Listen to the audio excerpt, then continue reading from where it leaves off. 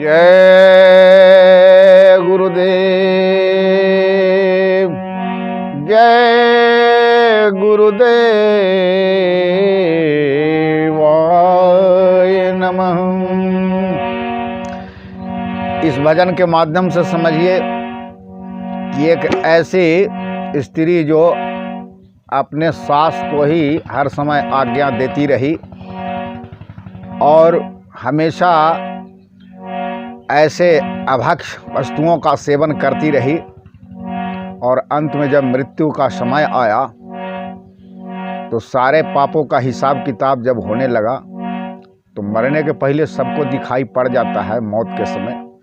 वह रो रो कर क्या कहती है, इस भजन के माध्यम से समझिए। ऐसा ना करम जरले, कहती है कि हे भगवान, ऐसा कर्म जरा, अवसर तो मिला था परमात्मा तुम्हारा नाम लेने का, लेकिन जिंदगी भर इन्हीं अभक्ष पदार्थों का सेवन करता रहा, कभी तेरा नाम न लिया। और रो करके बहुत कहती है, आंसू गिरते हैं जब वह बूढ़ी हो गई तब।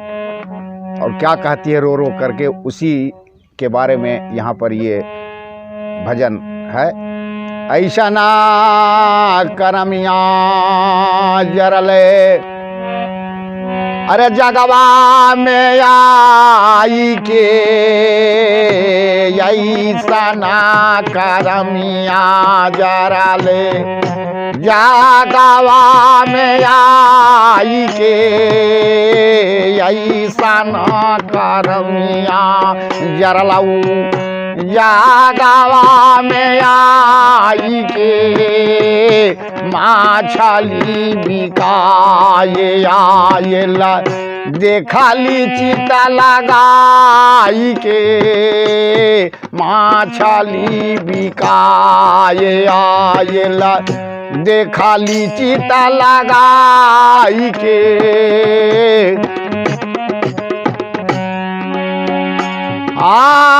सासू से पुतोहिया कहाला का ले आवा तौलाई के, सासू से पुतोहिया कहाला का ले आवा तौलाई के। भावो न मूल कैली खोइछा में चाउर लेके चालाली धाधाई के, खोइछा में चाउर लेके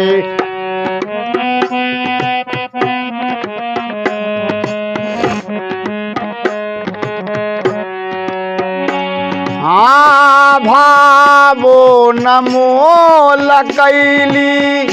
ले अली तौलाई के, भावो न मोल कैली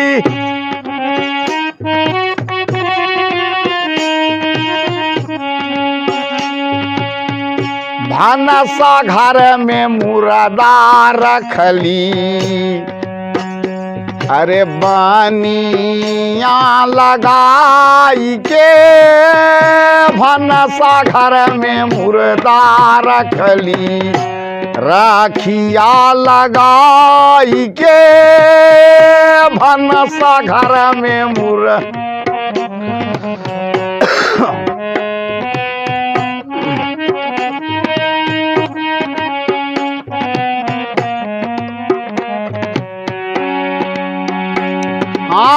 मोरी काटली पोछारी काटली,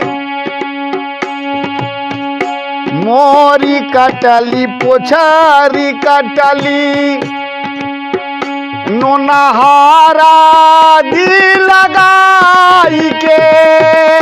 मोरी काटली पोछारी, मोरी काटली पोछारी, मोरी काटली पोछरी काटली, नोनहारा दी लगाई के। अरे तलियो ले ली भुंजलियो ले ली, अरे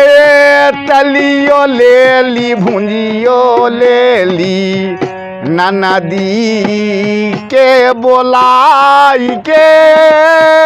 तलियो ले ली भुंजियो ननदी के बोलाई के ऐसन करममा जरले जागवा में आई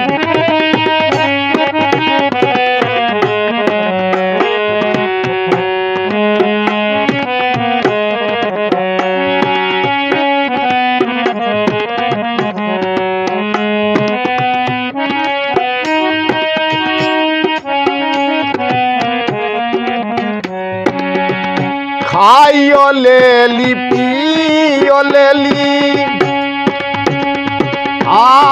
बैठली अघाई के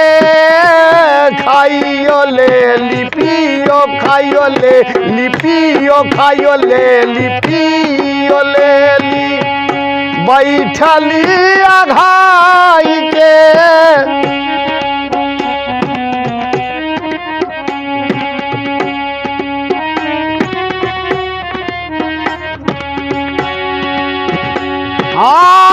सास से सरिया फिचबैली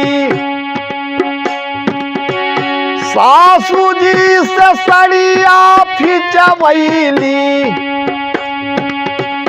सूतली नहाई के ऐसा ना करमिया जरलो जागवा में आई के ऐसा ना करमिया जरलो जागवा में आई के ऐसन करमिया जरलो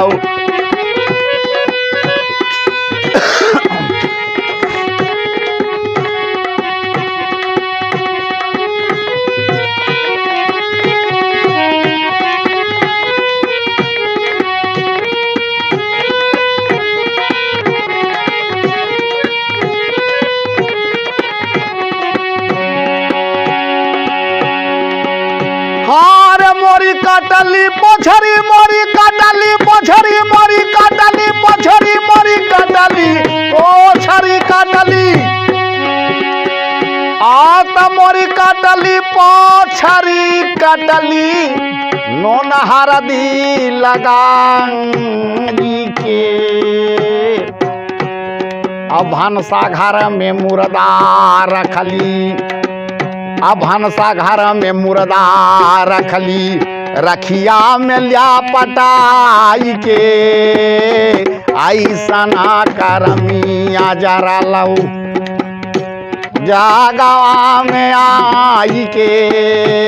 ऐसन करमिया जरा लऊ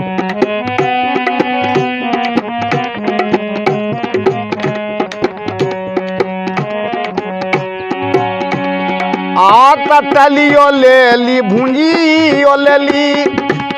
ननदी के बोलबाई के तलियो ले ली भुंजियो तलियो ले ली भुंजियो तलियो ले ली भुंजियो ले ली ननदी के बोलबाई के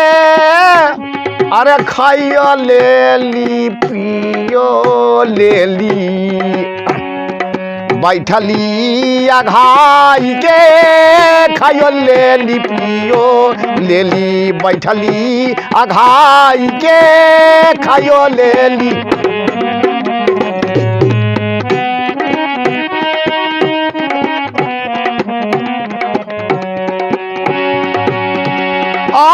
सासू जी से सड़िया फिचबैली अरे सुतली नहाई के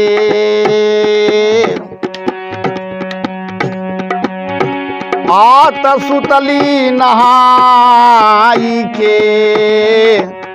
अपन बेटा पोसा काहे अन कर बेटा खाई के अपन बेटा पोसा काहे अन कर बेटा खाई के अपन हाँ तो कहता जय गुरुदेव, कहता जय गुरुदेव, कहता जय गुरुदेव, ओ कहता जय गुरुदेव बाबा, जय जमपुर बंधाई के। ऐसा ना करमिया, ऐसा ना करमिया, जरले जगवा में आंगी के। ऐसा ना करमिया, जरलो जगवा में आंगी के। ऐसा ना करमिया, जरलो जगवा में आई के। ऐसा ना करमिया, ऐसा ना करमिया, ऐसा ना करमिया।